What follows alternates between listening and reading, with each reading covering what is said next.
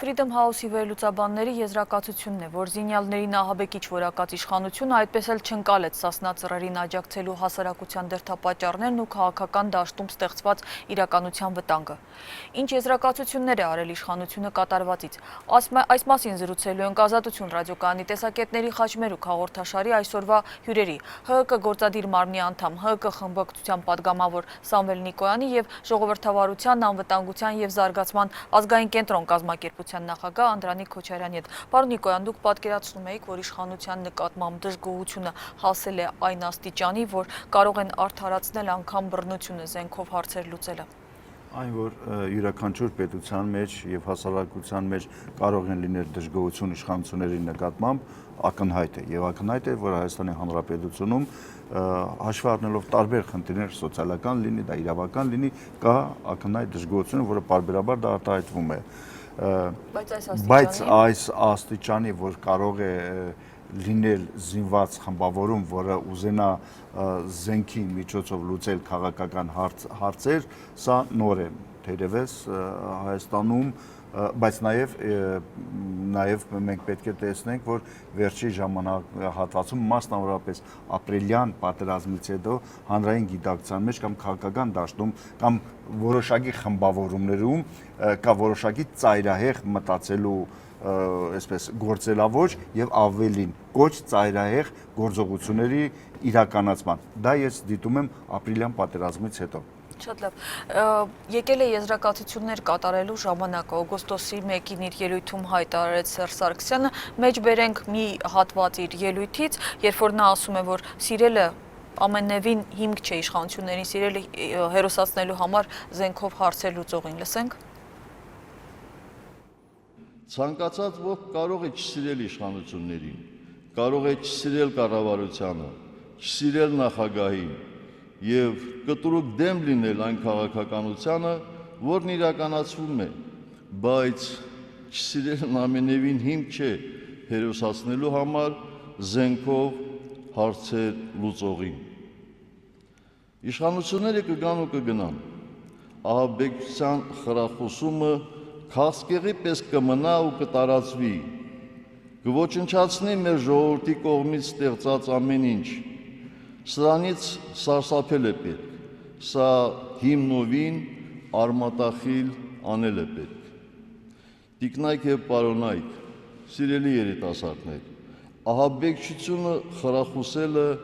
մահացու մեղք է։ Որևէ պատճառով, անգամ ամենահիմնավոր պատճառով հեռու մնացեք այդ սարսափից։ Պարոն Քոչարյան, Սերժ Սարգսյանի այս խոսքերը ձեզ համար որքանով են համոզիչ, հաշվի առնելով եւ այն, որ եւ այս անգամ իշխանությունը դիմեց բռնության, եւ ի վերջո, եթե խոսենք զենքով հարցեր լուծելու մասին, սա ասում է մի իշխանության ներկայացուցիչ, որ ունեցել է օրինակ 2008 թվականի մարտի 1։ Սերժ Սարգսյանը ասում է ակնհայտ ճշմարտություն, որ զենքով քաղաքական հարցեր լուծել չի կարելի։ Դա ընդունելի է, բայց Սերժ Սարգսյանը պետք է գիտակցի, որ իշխանությունը պետք է այնպես իրականացներ իր գործառույթները, որ ժողովրդի մոտ ոչ թե չսիրելու խնդիր լիներ իշխանությանը, այլ հասցրել են, որ ժողովուրդը սկսել է ատել այդ իշխանությանը։ Չսիրելը շատ մեղմ է ասած, եւ սրա արդյունքն էլ ըստ էության այն գործողություններն են, որոնք ըստ էության պարբերաբար ժայթքում են, դուրս են գալի եւ արդեն վերածվեցին արդեն ռազմական, զինվորական բնույթի գործողությունների, որի իրավական գնահատականը երևակայի կտրվի արդեն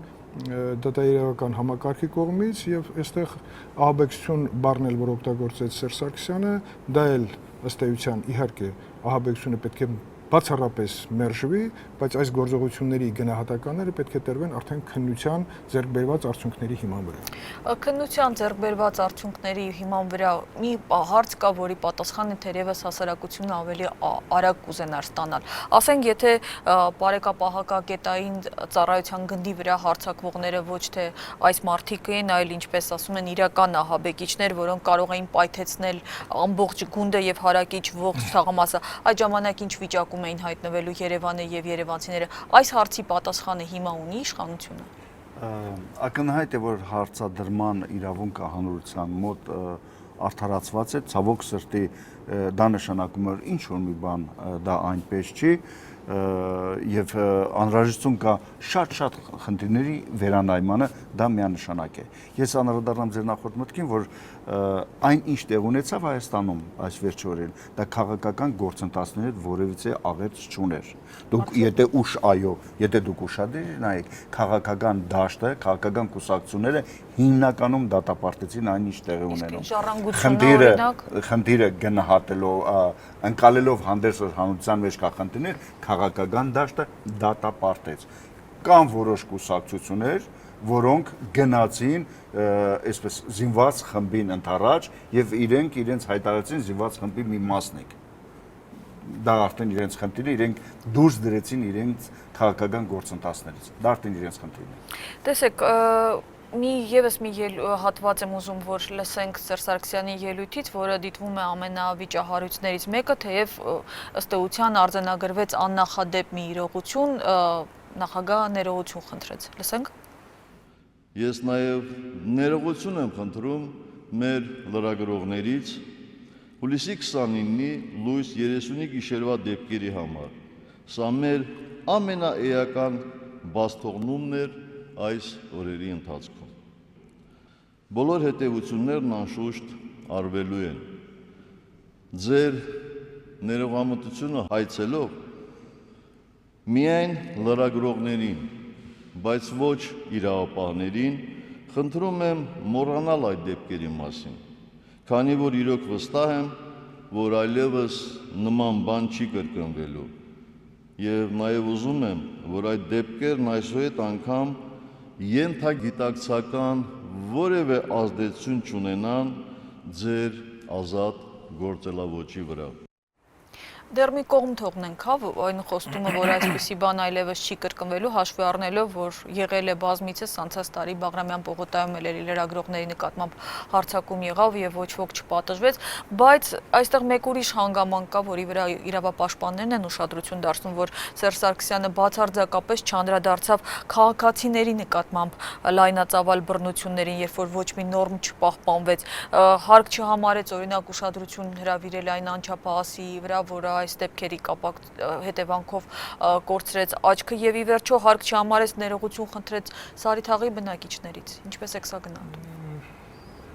Ես գնահատում եմ, որ Սերժ Սարգսյանը ձեզ ավելի բարձր է գնահատում, քան թե Սարիթաղի բնակիչներին, լրագրողների մասին խոսքը։ Ես չգիտեմ, որ արձագանքներն է հաշվի առել, բայց որ հետևություններ այս պայդրությամբ իշխանությունները չի արել տեղի ունեցած այդ գործողությունների արդյունքում, բռնությունները որ կիրառվել են ոչ միայն լրագրողների, նաեւ այդ պահին Սարիթաղում ապրող բնակիչների նկատմամբ ակնհայտ է, որովհետև գործողությունների իշխանության կողմից գործողություն ասելով, ասի նկատի ունեի բացահայտված պետք է լինեին այն ապօրինի զինված խմբավորումները, որոնք չգիտեմ, ասում են ոստիկաններ են, բայց դա դեռ պետք է ապացուցել ոստիկաններ են, թե դա այն խմբավորումներ են, որոնց արկայությունը մենք տեսանք նաև մարտի 1-ի գործողությունների ժամանակ, որոնք օգտագործվեցին ինչ-ինչ ուժային կառույցների կողմից, որոնց մասին նաև հաստավակ խումբ ունի մեկ առանձին զեկույց, որը այդպես էլ անտեսված մնաց, չնայած քննությունը դեռ գնում է, որովհետև բացահայտում այս պայդրությամբ էլ ակնկալել հնարավոր չի։ Դրա համար էլ ես թերահավատ եմ, որ դասեր քաղվել են, որովհետև դասերը պետք է լինեն այն համակարգային փոփոխությունները, որը միշտ խոստացվում է մեր երկրում եւ որը այդպես էլ իրականություն չի դառնում, հատկապես դատաիրավական համակարգի եւ հատկապես ուժային համակարգի, որովհետև ուժային համակարգի այս գործողությունները նաեւ արդյունք է նրա, որ նրանք ըստ էության դարձան առանձին մի համակարգ դուրս բերվելով կառավարության կազմից դեռ Ռոբերտ Քոչարյանի օրոք։ Պարոն Նիկոյան, ձեզ համար որքանով է հավատարժան այ երեք հրապարակվեցին ոստիկանության առաջին արձագանքները, երբ որ իրենք ինչպես նշում են քաղաքացիական հագուստով անձանց կողմից քաղաքացիների եւ լրագրողների նկատմամբ բռնություն կիրառելու եւ լրագրողական տեխնիկան վնասելու դեպքերը ժամանակին չկանխելու համար նկատողություններ հայտարարվեցին մի շարք անձանց, այդ թվում նաեւ անգամ Երևանի ոստիկանապետին, բայց շեշտելով այդ քաղաքացիական հագուստով անձանց կողմից հանգամանքը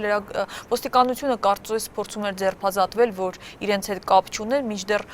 տեսանյութերից ակնհայտ է, որ եւ իրենց թիկունքից էին, այսպես ասած, այդ անձինք դուրս գալիս եւ հանձին այդ անձանց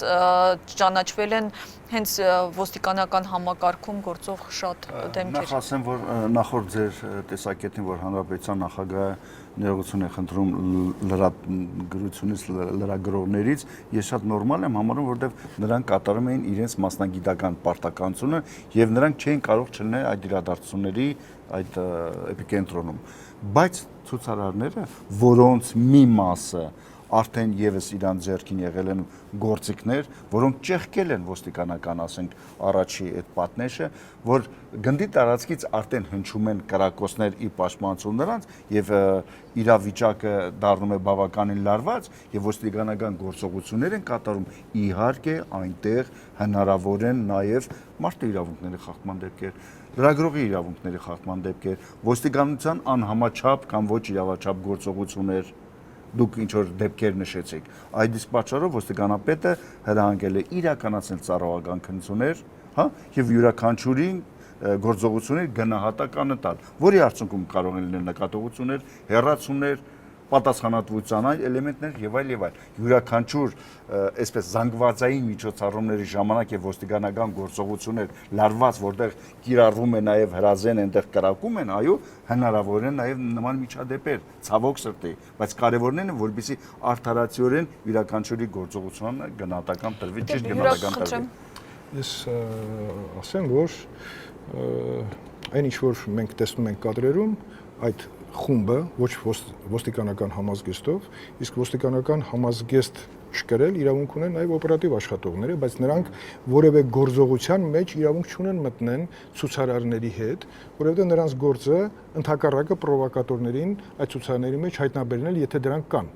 բայց նրանք հանդես են եկել որպես ուժ կիրառող մարդիկ, այդպես էլ պարզ շերևալով նրանք ոստիկան են, թե պրովոկատորներ են, բայց իրենց գործողությունները ավելի շատ պրովոկատորի բնույթ են կրում, քան թե ոստիկանի, որտեվ այն ինչ որ մենք կարդում ենք մամուլում եւ տեսնում ենք համացանցում, այն կադրերը որ դրված են, պարզ երևում է, որ այդ մարդիկ դեմքերը ծածկելով, իսկ ոստիկան ինչի է դեմքը ծածկում։ Դեմքերը ծածկելով ոստիկանության թիկունքից դուրս է գալիս որպես առանձին միավոր եւ խառնում է ցուցարարների մեջ, կատարելով որոշակի գործողություն, որի արդյունքում տուժել են ոչ միայն լրագրողները, նաեւ այդ պահին այնտեղ գտնվող ուրեմն ցուցարարները։ Հիմա ցուցարարները այստեղ երկու խնդիր կա։ Իհարկե ցուցարարները պետք է չկարողանային ճեղքեին ոստիկանական պատնեշը, որը կանգնած էր։ Դրա համար շատ մեղմ պատիժ գրեց Երևանի ուրեմն ոստիկանապետը, որովհետեւ ինչքան ես հասկանում եմ, խորենացու տարածքում կենտրոնացած են ոստիկանության համարյա բոլոր ուժերը եւ ազգային անվտանգության ուժերը եւ այդտեղ այնպես չի որ միայն ներքին զորքերը եւ Երևանոսյաններ կառավարում, այնտեղ պետք է լիներ ընդհանուր նաեւ այդ համակարգը կառավարող անձը, որը պետքա կարողանար այդ խնդիրները էֆեկտիվ կարգավորել, որպեսզի այսպիսի երևույթների առաջ չկանգնենք։ Ցուցարարը լիներ իր ցուցի տերը, ոստիկանը իր ֆունկցիաները կատարելու ուրեմն շրջանակներում պետք է լիներ եւ ներքին զորքերը, որոնք կիրառում էին ուժ չկիրառեին այնպիսի անհամաչափ գործողություններ եւ միջոցներ, որոնք պետք է բերեն այդքան մեծ քանակի մարդկանց վիրավորումների։ Այս նկատողությունների ոստիկանական համակարգում այս առաջին արձագանքի հետ կապված մի հակափաստարկ հնչեց, որ կուզենայի պարոն Նիկոյան ձեր տեսակետը լսել, սա նաև պատասխան է այն հարցի, թե ոստիկանական համակարգում ինչ փոփոխություններ պետք է լինեին, որ քաղաքացիները իսկապես մոռանային կատարվածը։ Հայազն կուսակցության ներկայացուցիչն է ասել, որ Արմենը Մկրտչյան, որ այդ ոստիկանները ինքնագործունեությամբ չեն զբաղվել, նրանք կոնկրետ հրահանգներ են ստացել, որ փողոցի խուժանին ներգրավեն իրենց կազմում, եւ այդ հրահանգները եկել են որ կոնկրետ մեկ կենտրոնից, այդպես չէ արդյոք։ Արդյոք նրանք այնտեղ ինքնագործունեություն են, խնդրեմ։ Հետևյալից որ յուրաքանչյուր ոստիկանական գործողություն ժամանակ այո կարող են ոստիկանների մի մասը լինել քաղաքացիական հագուստով եւ կարող են օպերատիվ հետախուզական գործառույթներ իրականացնել եւ գտնվեն ցուցարարների մեջ եւ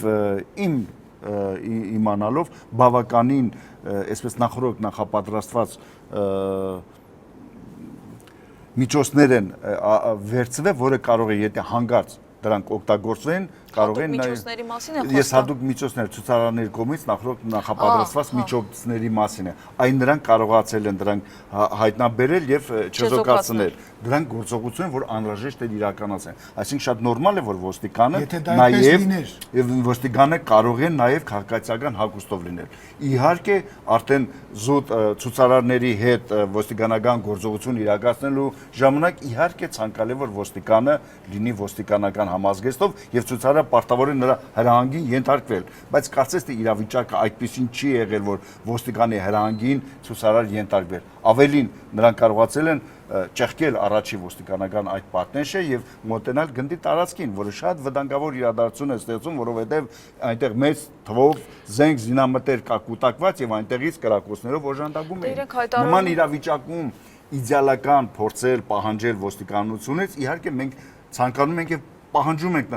նրանցից, բայց եթե որևէ ոստիկան թույլ է տվել ոչ իրավաչափ կամ համաչափ գործունեություն, այ ոստիկանապետի հայտարարությունը հենց վերաբերում է դրան եւ կարծում եմ կլինեն հետևանքներ։ Հետևանքներ ավելացնեմ, շատ կարեւոր է այս ընթացքում, այս օրերի նույնիսկ արդեն պետք է կատարված լիներ։ Ոստիկանությունը բնականաբար պետք է դասեր քաղի, բայց միաժամանակ ոստիկանությունը պետք է հաստատի կամ հերքի բոլոր կադրերը, այն անձիկ, որոնք ներգրաված են եղել լրագրողների ծեծելու, սարքերը ջարդելու, պրովոկացիոն գործողությունների մեջ, նրանք պետք է հաստատվեն, նրանք եղել են իրականում ոստիկաններ, թե դրանք եղել են այնուամենայնիվ ապօրինի զինված խմբավորումներ օգտագործված տարբեր ուժային կառույցների կողմից։ Եթե այդ հարցի պատասխանը կադր առ կադր չկարողանա ոստիկանությունը այս ընթացքում տա, բնականաբար մենք հայտնում ենք նույն վիճակում, ինչ որ եղանք մարտի 1-ից հետո, այդպես էլ չբացահայտվեցին այն բազմաթիվ խմբերը, որոնք ներգրաված են եղել, այդպես էլ տարալուծվեցին եւ մեր երկրի համար վտանգը ոչ թե ոստիկանի կողմից ուժի համաչափ կամ ոչ համաչափ լինելն է, այլ այդ խմբերի արկայությունը, որոնք հետագայում լինելու են իրական փողոցի իշխանության տերը։ Այդ խնդիրը պետք է լուծի ոստիկանությունը, եթե ուզում է, որ պետության ներսում լինեն ապօրինի գործողությունների նվազում։ Շատ ենք զուգահեռներ անում մարտի 1-ի հետ, երկուստ էլ այդ թեմայի, այսպես ասած, այո։ Դրանք շատ նմանություններ ունեն։ Նմանություններ ունեն, բայց ինչպես եւ մարտի 1-ից հետո էր դեռ այսպես է մինչև այսօր ոստիկանների պատասխանատվության հարցը հստակեցված չէ, բայց մարտի 1-ից հետո զանգվածային անկարգություններ կազմակերպելու մեղադրանք առաջադրվեց մի շարք գործիչների, ինչպես նաև հիմա է։ Եվ երբ բոլորս հիշում ենք, թե ինչ ընթացակարգ ունեցավ այս ամենը, հիմա մի քանի տասնյակ մարդիկ են ձերբակալված, այդ թվում նաև հայտնի քաղաքական դեմքեր։ Ձեր կարծիքով, պարոն Նիկոյան, Հայաստանը ունի այդքան ռեսուրս այդ ճանապարհը նորից անցնելու, ինչպես անցել էր։ Խնդիրը հետևյալն է, Աննա։ Տեսեք, կա զինված խմբավորում, գրավել է գունդը, որտեղ կա մեծ քանակությամբ զենք զինամթեր կուտակված, եւ նա հայտարարում է հրապարակային կոչ է անում հավաքվել, զինվել, ուժով այս իշխանության վերջը տալ, հա? Այսպես զենքի բռնություն կիրառելու կոչեր է անում։ Եթե քաղաքական ուժերը կամ լիդերները գնում են եւ միանում են եւ ասում են նրանցից մեկն են եւ հաստատում են նրանց կոչը, որ պետք է զինված պայքար հեղափոխություն իրականացնել, ինչ է կարծում, ինչ պետք է անի ցանկացած երկրի իշխանություն։ Ասեք, ես հասկանամ։ Երբ տեղի ունենում, բայց նրանք արել են այդ, դուք գիտեք, Հովսեփ Խուշուդյանին, Արմենին Մարտիրոսյան, արդյոք եւ դրանց բոլորի գործունեությունը ուղղակի ուղիղ տեսախցիկների առաջ եղել, արդյոք նրանք արել են այնպիսի գործողություն, նրանք հակառակը փորձել են ինչ որտեղ բաժանարար խաղաղացնող տեղ դուք մարդկանց անուններ եք տալիս, որոնց նկատմամբ ես ունեմ որոշակի վերաբերմունք, ճանաչում եմ, դրական ես նկատ ունեմ, բայց եթե գնում է ցանկացած մեկ, լինեմ ես կամ ով ուզում է լինի, գնում է այնտեղ, որտեղ զենքով գրավել է զինված խումբը, գրավել է գունդը, որտեղ կա մեծ քանակությամբ զինամթեր, որոնք կոչ են անում զենքի ուժով, այսպես ասենք, հեղափոխություն իրականացնել։ Դու պաշտպանում ես եւ այդ կոչին միանում ես եւ ինքդ ժողովրդին հավաքում ես նմանատիպ կոչեր ես անում, հասկանում եք, եկեք տարբերենք, դա այն ինչ տեղի ունենում Խորենացի փողոցում, ինչ կոչեր են, բան ազատության հրապարակում, եթե նման խաղաղցույցեր, ինչքան խաղաղցույցեր են եղել, ազատության հրապարակում կամ այնտեղ Մաշտոցի պողոտայով գրանց է հրապարակում եւ այլ, չի իրազեկված, ամեն դեպքում նորմալ է ընթացել, բայց դա արդեն խաղաղ ցույց չի, խաղաղ երթ չի, դա արդեն, ինչպես իրենք են ասում, զինված հեղափոխությունն է, գնահատականներ եկեք հստակեցնենք։ Եվ մեր զրույցի ավարտին երևի թե անդրադառնանք Սերժ Սարգսյանի ամփոփիչ այն խոսքին, որ բավական հետևությունների տեղիք է տալիս, լսենք։ Մենք որպես պետություն այս փորձությունից դուրս եկանք ավելի ուժեղացած։ եւ մենք այսօր շատ ավելի նպատակադրված ենք երկրում դրական փոփոխությունների մեր օրակարգը բազմապատիկ արագությամբ առաջ տանելու համար։ Իսկ այդ մասին մենք շատ ավելի մանրամասն խոսենք առաջիկայում։ Իրոք այդպես է, պետությունը իրոք ավելի ուժեղացած դուրս կան այլ կարծիքներ, որ առանց հետ էլ թույլ էր պետությունը եւ ավելի թույլացավ եւ նույնիսկ դուրս էլ չենք եկել դեռ։ Դժվար է համաձայնվել այս մտքի հետ, որ պետությունը ուժեղացած դուրս եկավ, երևի ուրիշ բանի նկատի ուներ, բայց եթե այս թեզը, որը կազմել են ինչ-որ մարդիկ, որ ընթերցեց Սարգսյանը, բերում է նրան, որ անդադ Հայաստանով մեկ մենք կարող ենք այսպիսի ուրեմն գործողություններ հրահրենք եւ անդադ հաղթահարելով ուժեղացած դուրս գանք, բայց երևի Սերժ Սարգսյանը նկատի ուներ, որ ուժեղացած այնուամենայնիվ իշխանությունը կարող է դուրս եկա, բայց ոչ մեր պետությունը, որովհետեւ իշխանությունը ուժեղացած դուրս եկավ, որովհետեւ կարողացավ այս խնդիրը այնուամենայնիվ լուծել։ Կարևոր չի ինչ ճանապարհով, բայց այնուամենայնիվ խնդիրը լուծեց եւ ըստ էության հանգուցալուծում կա, բայց դա խորքային չի, որովհետեւ վերջին հաշվով այն խոստումները, որ պետք է ուժեղացած դուրս գանք, դա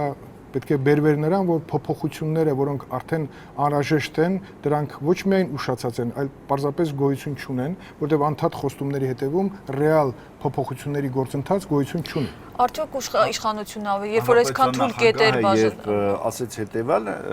այդ միտքը նկատի ուներ հետեւալը, որ ցանկացած ճգնաժամային իրավիճակ երկու ելք կարող են ունենալ։ Մեկը ճգնաժամի խորացում, մյուսը ճգնաժամի հաղթահարում։ Ցանկացած պետություն եւ կարծում եմ, որ հիմա մեր պետությունը ճգնաժամը հաղթարման նախնական փուլում է եւ կարծում եմ այն փոփոխությունները, ինչը նախագահը նկատի ունի, կոչված է հաղթահարելու այդ ճգնաժամը ընդհանրապես եւ եթե այդ ճգնաժամը եկավ, այս իրադարձությունը եկավ արագացնելու այն փոփոխությունը, որը մեր երկրում պետք է կատարվի, ապա դա նշանակում է, որ այո, մենք հաղթանակած դուրս եկանք այս իրավիճակից ավելի ուժեղացած։ Դա նկատի ունեմ, որ սպասվելիք փոփոխություններ, որը պետք է մեր երկրում տեղ ունենան։ Շնորհակալ եմ մեր հրավերը ընդունելու համար։ Հիշեցնենք, որ Ազատություն ռադիոկայանի տեսակետների խաչմերուկում այսօր հանդիպեցին Ժողովրդավարության, անվտանգության եւ զարգացման ազգային կենտրոն հասարակական կազմակերպության նախագահ Անդրանիկ Քոչարյանը եւ ՀՀԿ խմբակցության падգամավոր ՀՀԿ գործադիր մարմնի անդամ Սամվել Նիկոյանը։ Հաղորդումը վարեց Աննա Իսրայելյանը։